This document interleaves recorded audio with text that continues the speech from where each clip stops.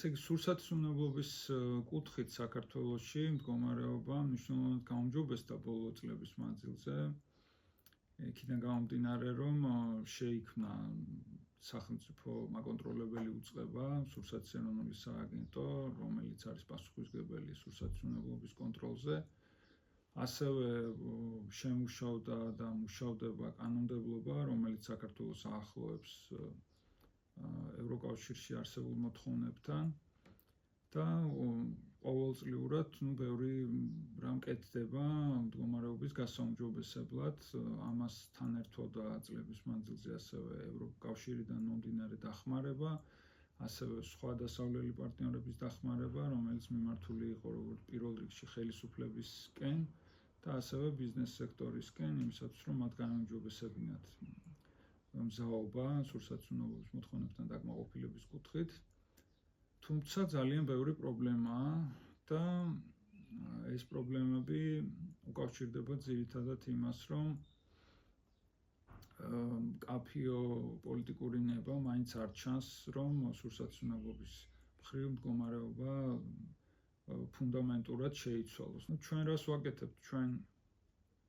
ჩვენი ორგანიზაცია, ესე იგი, სამი ძირითადი მიმართულებით მუშაობს ამ კუთხით, მომხმარების უფლებების დაცვის კუთხით. ეს არის ცნობიერების ამაღლება, სამოქალაქო განათლება, მონიტორინგი, ანუ სახელმწიფო სტრუქტურების მონიტორინგი და მეწარმეების მონიტორინგი, რა თქმა უნდა, ჩვენი შესაძლებლობის ფარგლებში მწირი რესურსების გათვალისწინებით და ადვოკატირება, ანუ გამოვლენილი პრობლემების მოგვარების მოთხოვნა. ცნობიერების კუთხით გაუმჯობესდა მდგომარეობა წლების მანძილზე მომხმარებელთა ცნობიერების კუთხით, მაგრამ ჯერ კიდევ საკმაოდ დაბალია ეს ცნობიერება. მაგალითად, ჩვენ 23 წელს ჩავატარეთ სოციოლოგიური კვლევა ამ საკითხებთან დაკავშირებით, სურსათმრუნებლობის საკითხებზე მომხმარებელთა ცნობიერების შესახებ და კიდევ ერთხელ დადასტურდა, რომ ბევრი ესეთი რაღაც მითი არსებობს, რომლებითაც ოპერირებენ მოქალაქეები, არანაირი საფუძველი, რეალური საფუძველი ამ მითებს არ გააჩნია, მაგრამ ასე იღებენ გადაწყვეტილებებს. ბევრი ადამიანი საერთოდ არიდებს თავს, რომ დაფიქრდეს ან რაღაცა ჩაეძიოს, გაიგოს მეტნაკლებად რომელია უნებელი პროდუქტი, შეიძინოს, ეცადოს რომ შეიძინოს უნებელი პროდუქტი. ნაწილი რაღაც მითებით ოპერირებს, არის ბრმანდობა სოფელში წარმოებული პროდუქციის მიმართ, ან ადგილობრივი პროდუქციის მიმართ. ძალიან დიდი პრობლემაა ზოგადად უკონტროლო ბაზრის არსებობა ქვეყანაში, ანუ ძალიან დიდი სეგმენტი ჩვენი სასურსათო ბაზრის არის საერთოდ გაუკონტროლებელი კონტროლს მიღმა დარჩენილი.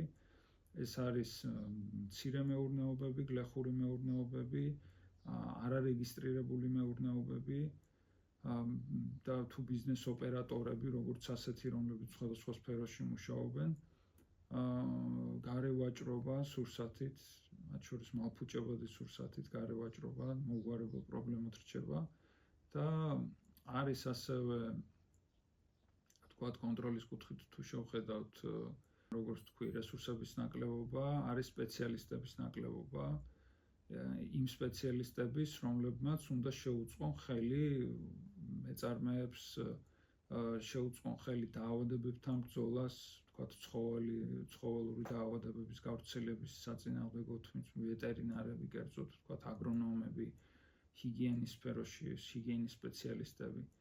HACCP არის კრიტიკული საკონტროლო წერტილების სისტემა, რომელიც არის მსოფლიოში აღიარებული როგორც ერთ-ერთი ყველაზე ეფექტიანი შიდა კონტროლის სისტემა, რომელიც მეწარმეებმა უნდა დაანერგონ იმისათვის, რომ აწარმოონ უნებელი პროდუქცია.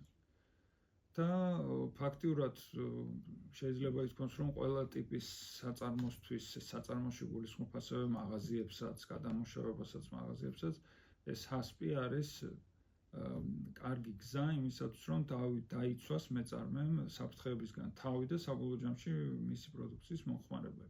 სპეციფიკიდან გამომდინარე, ეს საკონტროლო წერტილები შეიძლება იყოს სხვადასხვა, მაგრამ უნდა იყოს მკაფიოდ იდენტიფიცირებული საწარმოში, რომ ეს არის ყველაზე მეტად გასაკონტროლებელი, ეს ადგილი, ეს საქმიანობა ყველაზე მეტად გასაკონტროლებელი, ამაზე არის პასუხისმგებელი ესა და ეს და ამას შემდეგ მაკონტროლებელიც თავისი ყავს ვთქვათ ამ ხალხს, ვინც უშუალოდ არის პასუხისმგებელი ამ საქმის განხორციელებაზე და ვალდებულება არსებობს უკვე საქართველოში მართალია დიდი ხანი ფეხს ითრევდნენ, მაგრამ საბოლოოდ უკვე პრაქტიკულად ყველა ტიპის საწარმოს აქვს ვალდებულება, რომ ეს ასპი ქონდეს დანერგილი.